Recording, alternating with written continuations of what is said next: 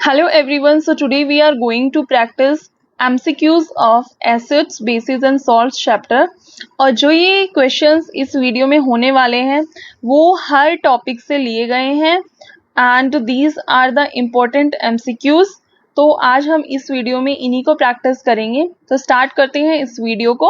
और हमारा first question है वो है विच acid is present in tomato, कि टमेटो के अंदर कौन सा एसिड प्रेजेंट होता है। तो हमें जो पता है कि टमाटो में एसिड होगा ऑक्जेलिक एसिड। टमाटो में जो एसिड प्रेजेंट होता है वो है ऑक्जेलिक एसिड। अब देखिए ऑप्शन में हमें दिया हुआ है citric acid. Citric acid lemon या फिर जो सिट्रस फ्रूट्स होते हैं ऑरेंज वगैरह इन सब में प्रेजेंट होता है। Lactic acid is present in milk और फूड आइटम्स, कर्ड वगैरह हो गए, इनमें होगा। HCl जो है वो बिवरेजेस वगैरह, कोल्ड ड्रिंक्स वगैरह में, इन सब में जो है यूज किया जाता है। तो option will B oxalic acid. Okay, let's move further and second question है which of the following is a strong acid। तो हमसे पूछा है कि ये जो गिवन ऑप्शंस है इनमें से स्ट्रॉन्ग एसिड कौन सा है। तो देखिए आपने पीएच स्केल जब ये चैप्टर पढ़ा होगा तो देखा होगा पीएच स्केल को हम ऐसे ड्रॉ करते हैं और जो मीडियम इस पे होता है वो होता है न्यूट्रल, वो होते हैं न्यूट्रल सब्सटेंसेस एंड उसको हम मानते हैं उसका पीएच है 7। ओके, जैसे जैसे हम इस डायरेक्शन में लेफ्ट साइड में मूव करते हैं तो जो पीएच है वो कम होता जाएगा। यहाँ पे इस साइड में क्या है, पीएच हमारा कम हो रहा है और यहाँ से 14 तक जाता है राइट साइड में। एंड इस डायरेक्शन में अगर हम न्यूट्रल से राइट साइड में जो है अगर मूव कर रहे हैं तो हमारा पीएच जो है वो क्या हो रहा है, इंक्रीज हो रहा है। यहाँ पे पीएच जो है वो डिक्रीज होते जा रहा है हमारा। ओके, सो अब हमें बोला है कि HCl का pH कितना है 1। So HCl will come here suppose. Okay, we are taking approximately. ठीक है, अब नेक्स्ट है CH3COOH। एसिटिक एसिड जो है उसका pH 5। सो लेट्स एज्यूम कि ये यहाँ पे आएगा CH3COOH। इसके बाद है लेमन जूस। लेमन जूस का pH है 2.2। सो यहाँ पे आ जाएगा lemon juice. Pure milk will be here. तो देखो इससे हमसे पूछा है कि विच of the following is a strong acid. अब देखो जितना कम पीएच उतना स्ट्रॉन्ग एसिड, ये चीज याद रखना। जितना पीएच अगर कम होगा तो एसिडिटी जो है वो क्या होगी, इंक्रीज। ओके, तो हम देख रहे हैं कि पीएच सबसे कम किसका है, HCl का। So HCl will be a strong acid among all of these. तो option will be option number A. Understood. Now let's come to question number 3। Question number 3 क्या है, what is the pH of a solution with H plus equal to 1 into 10 to the power minus 3 molar. तो यहाँ पे जो है हमें ये जो ब्रैकेट में स्क्वायर ब्रैकेट में जो है वो होती कंसेंट्रेशन। तो हमें H प्लस आयन की इन्होंने कंसेंट्रेशन दी हुई है and it is 1 into 10 to the power minus 3 molar. Okay, तो हमें इन्होंने बोला है कि अगर H पॉजिटिव आयन की कंसेंट्रेशन इतनी है तो pH कितना होगा उस सॉल्यूशन का। So let's find out. देखो अब आपको पता होगा कि जो हम pH का फॉर्मूला होता है वो होता है minus logarithm of H plus ion की कंसेंट्रेशन। तो हमें H प्लस आयन की कंसेंट्रेशन ऑलरेडी गिवन है तो यहाँ पे हम इसको पुट कर देंगे 1 into 10 to the power minus 3 हो जाएगा। तो अब देखो जब ये मल्टीप्लाई में होते लोगेरिथम में वो प्लस में हो जाता है तो ये हो जाएगा माइनस log 1, यहाँ पे आ जाएगा प्लस इन दोनों के बीच में और ये हो जाएगा minus log 10 to the power minus 3। ठीक है, log 1 0 तो ये पूरी टर्म 0 हो गई हमारी। हमारे पास बचा है ये minus log of 10 to the power minus 3। This is okay, ये जो है ये हमें गिवन है। अब जो पावर होती है वो फ्रंट में चली जाती है तो ये हो जाएगा माइनस माइनस क्या हो जाएगा प्लस। तो ये बन जाएगा 3 log 10। अब log 10 की वैल्यू 1 है तो answer will B 3 into 1 equal to 3। तो इसका जो pH हमारा आया है इस क्वेश्चन में वो आया है 3, तो आंसर हो जाएगा 3। Let's come to question number 4। Question number 4 is saying which of the following is a strong base. हमें जो ऑप्शन गिवन है इसमें से स्ट्रॉन्ग बेस बताना है। तो पहला NH3 अमोनिया, सेकेंड है NaOH, CH3COOH एसिटिक एसिड हो गया, HCl एसिटिक एसिड हो गया, तो ये दोनों एसिड हो गए। अब हमारे पास क्या बचा है, अमोनिया और NaOH। NaOH इसमें से क्या होगा, स्ट्रॉन्ग बेस होगा हमारा। तो आंसर हो जाएगा option number B. Question number 5th, many salts absorb water from atmosphere, this property is called. कि कुछ सॉल्ट्स क्या करते हैं, वाटर को एब्जॉर्ब कर लेते हैं एटमॉस्फेयर में। इनकी ये जो प्रॉपर्टी होती है उसको क्या बोलते हैं, हम क्रिस्टलाइजेशन बोलते हैं, हाइड्रेशन बोलते हैं, डेलिक्यूशंस बोलते हैं, या एफ्लोरेसेंस बोलते हैं। तो इस प्रॉपर्टी जिसमें जो सॉल्ट्स है वो एब्जॉर्ब कर लेते हैं मॉइस्चर को एटमॉस्फेयर से एंड लिक्विड फॉर्म में हो जाते हैं, तो उसको बोलते हैं डेलिक्यूशंस। ओके, तो आंसर हो जाएगा डेलिक्यूशंस, option number C. Question number 6 है, on diluting solution of pH of 4 its pH will be. देखो हम किसी का pH है, किसी सॉल्यूशन का वो है 4, ठीक है। तो जैसे pH 4 मतलब ये एसिड है। अब बोल रहा है कि हम क्या है, on diluting solution of pH 4, हम क्या करें, इसका pH क्या होगा। अब हमने इसको डाइल्यूट कर दिया, तो इसकी एसिडिटी क्या है, कम हो गई। एसिडिटी जो है वो कम हो गई डाइल्यूशन से, मतलब हमने वाटर ऐड कर दिया तो उसकी एसिडिटी क्या हो जाएगी, कम हो जाएगी, H+ आयन की कंसेंट्रेशन। तो अब जो है इसमें एसिडिटी कम होती है तो pH क्या होता है, बढ़ता है। तो यहाँ पे डाइल्यूशन से एसिडिटी जो है H+ आयन पर वॉल्यूम क्या हो जाएगी, कम हो जाएगी, जिसकी वजह से pH क्या होगा, इंक्रीज होगा। ओके, अब देखो क्वेश्चन नंबर 7th है, which of the following will change pH paper bluish violet. तो ब्लूइश वायलेट में कौन चेंज करता है, बेस चेंज करेगा। एसिड तो रेड में चेंज करते हैं, तो इसमें हमें देखना है कि बेस कौन कौन सा है। ये एसिड है HCl hydrochloric acid, CH3COOH acetic acid है। टमाटो जूस में भी कौन सा एसिड प्रेजेंट होता है, ऑक्जेलिक एसिड। तो यहाँ पे सिर्फ हमें एक ही बेस दिख रहा है, ये कैल्शियम हाइड्रोक्साइड, तो इसका आंसर हो जाएगा option number C. Now let's come to question number 8। Question number 8 है, an aqueous solution of the salt is acidic. कि किसी सॉल्ट जो है उसका एक्वस सॉल्यूशन एसिडिक है। Which of the following acids and bases react to give this salt. कि हमारा जो आ रहा है ना वो सॉल्ट, उसका जो एक्वस सॉल्यूशन है वो एसिडिक है। तो एसिडिक कब होगा, जब हमें देखना है कि कौन कौन से एसिड और बेस रिएक्ट करके ऐसा एसिडिक सॉल्ट देंगे। तो एसिडिक जो हमारा फाइनल सॉल्यूशन है वो तभी आएगा अगर हमारे पास स्ट्रॉन्ग एसिड है। तो अगर ये बेसिक होता हमारा जो ओवरऑल सॉल्यूशन है तो उसके लिए हमें लेना पड़ता स्ट्रॉन्ग बेस। तो ये एसिडिक है तो हमें यहाँ पे लेना पड़ेगा स्ट्रॉन्ग एसिड। तो strong acid and weak base, strong acid होगा और एक वीक बेस जो है वो वीक होगा, तभी जो है हमारा जो फाइनल सॉल्यूशन आएगा सॉल्ट का वो एसिडिक होगा। अब देखो क्वेश्चन नंबर 8 है, the pH of 0.05 molar BaOH2 solution in solution is कितना है, कितना होगा BaOH2 सॉल्यूशन जो हमें गिवन है उसका कितना pH होगा। तो देखो BaOH2 को हम ऐसे लिख सकते हैं, Ba2 positive plus 2 OH negative. तो OH नेगेटिव आयन यहाँ पे 2 है, तो फिर हमें दिया हुआ है, तो हम OH नेगेटिव आयन की एक की कंसेंट्रेशन निकाल लेंगे ऐसे, 2 इंटू 0.05 ये हो जाएगी। तो ये हो जाएगा हमारा 0.10, यहाँ से आ गई हमारी OH नेगेटिव की। तो अब हम POH निकाल सकते हैं यहाँ से। POH क्या होगा, negative logarithm of OH negative ion की जो कंसेंट्रेशन है वो, तो ये हो जाएगा नेगेटिव लोगेरिदम ऑफ 0.10। इसको हम कैसे लिख सकते हैं, इसको हम लिख सकते हैं नेगेटिव लोगेरिदम ऑफ 10/100 करके, तो ये हो जाएगा 1/10।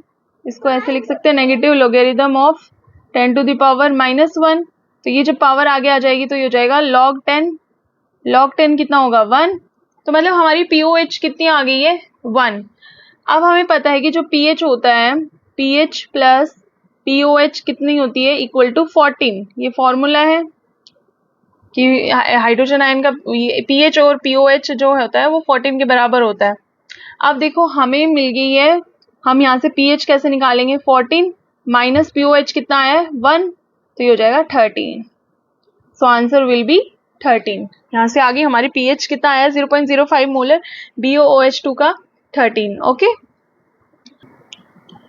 अब देखो क्वेश्चन नंबर 9 है हमारा, pH of different solutions are given in the table below. ये जो हमें टेबल है यहाँ पे, ये इसमें हमें जो है पीएच दिए हुए हैं डिफरेंट सॉल्यूशन के। सॉल्यूशन है PQRS।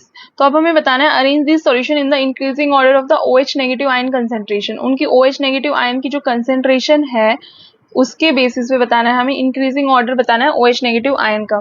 तो देखो हमें पता है कि पीएच अगर बढ़ेगा तो एसिडिटी क्या है, कम होगी। एसिडिटी कम हो रही है तो H+ आयन की कंसेंट्रेशन क्या है, वो भी कम हो रही है। ठीक है, अब पीएच बढ़ रहा है तो H+ आयन की कंसेंट्रेशन अगर कम हो रही है तो OH नेगेटिव आयन की कंसेंट्रेशन क्या होगी, बढ़ेगी। तो हमें बताना है इंक्रीजिंग। तो यहाँ पे देखो पीएच सबसे ज्यादा किसका है, आपको दिख रहा है इस वाले सॉल्यूशन का, Q का 13.8 से लेके 14.0 तक है। तो इसकी कंसेंट्रेशन क्या होगी, OH नेगेटिव आयन की सबसे ज्यादा होगी। तो Q सबसे ज्यादा कहाँ पे है, इस वाले में है। इसके बाद हमें है कि फिर उससे कम किसका पीएच है, S वाले का 8.0। तो ये आ गया S की आयन की कंसेंट्रेशन उससे कम हो गई। इसके बाद है R उससे कम, और सबसे कम पीएच है 2.2 2.4 P सॉल्यूशन का। तो इसकी जो OH नेगेटिव आयन कंसेंट्रेशन है वो सबसे कम हो जाएगी। तो answer will be option number B. तो याद रखना अगर पीएच जो है वो इंक्रीज हो रहा है तो OH नेगेटिव आयन की कंसेंट्रेशन बढ़ रही है और H+ आयन की कंसेंट्रेशन जो है डिक्रीज हो रही है। ओके, क्वेश्चन नंबर 10 पे, क्वेश्चन नंबर 10 है what happens when a solution of an acid is mixed with a solution of a base in a test tube. ये बोल रहा है कि जब एक एसिड को हम मिक्स करते हैं बेस में तो क्या होगा। देखो ये सबको पता है न्यूट्रलाइजेशन रिएक्शन में क्या होता है, एसिड प्लस बेस जो है वो मिलकर बनाते हैं सॉल्ट प्लस वाटर, और इस रिएक्शन को हम बोलते हैं न्यूट्रलाइजेशन रिएक्शन। Neutralisation reaction. तो न्यूट्रलाइजेशन रिएक्शन में क्या होता है, न्यूट्रलाइजेशन रिएक्शंस बहुत ही एक्सोथर्मिक रिएक्शन होते हैं। एक्सोथर्मिक रिएक्शन मतलब उनमें बहुत ही लार्ज अमाउंट में हीट रिलीज होती है। तो लार्ज अमाउंट में हीट रिलीज होगी तो टेम्परेचर क्या है, इंक्रीज होगा उसका। तो टेम्परेचर यहाँ पे इंक्रीज होगा। यहाँ पे फर्स्ट ऑप्शन है temperature of the solution decreases, ये गलत हो गया। Temperature of the solution increases, ये सही है। Temperature of the solution remains the same, same नहीं रहता, इंक्रीज होता है। फोर्थ है सॉल्ट फॉर्मेशन टेक्स प्लेस, तो यहाँ पे सॉल्ट बन रहा है जब एसिड और बेस रिएक्ट कर रहा है, तो ये भी सही है। तो second and fourth are right. Second and fourth इस ऑप्शन में D option, option number D हो जाएगा इसका। Okay, now come to question number 11। Question number 11 है which one of the following salts does not contain water of crystallisation. देखो water of crystallisation किस किस में नहीं है, ब्लू विट्रोल। ब्लू विट्रोल क्या है, CuSO4 5H2O। बेकिंग सोडा है हमारा NaHCO3। वॉशिंग सोडा है हमारा Na2CO3 10H2O। जिप्सम है हमारा CaSO4 2H2O।